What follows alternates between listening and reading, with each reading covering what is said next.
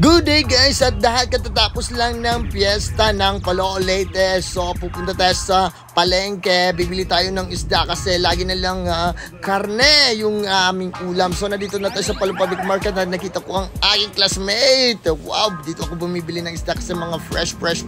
At dumiretso ako dito sa may mga gulayan, bumili ako ng kangkong tsaka mga panakot.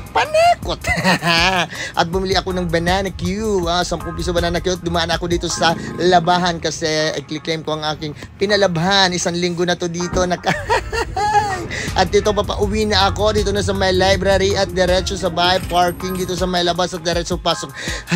At ayun, ginawa ko, ayan, lulutuin natin ang aking binili na bangus, tinolang bangus, pero lalagyan natin ng sinigang mix.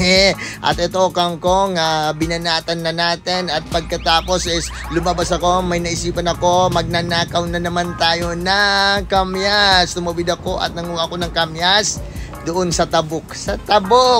At pagkatapos guys is diretso ulit sa bahay, hinugasan ko at then nilagay ko.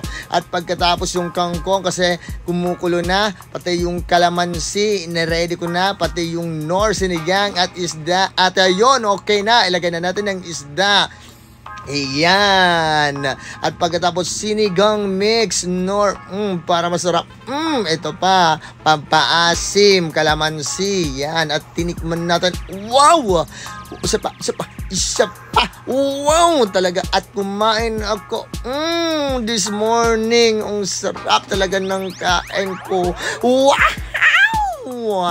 I love it.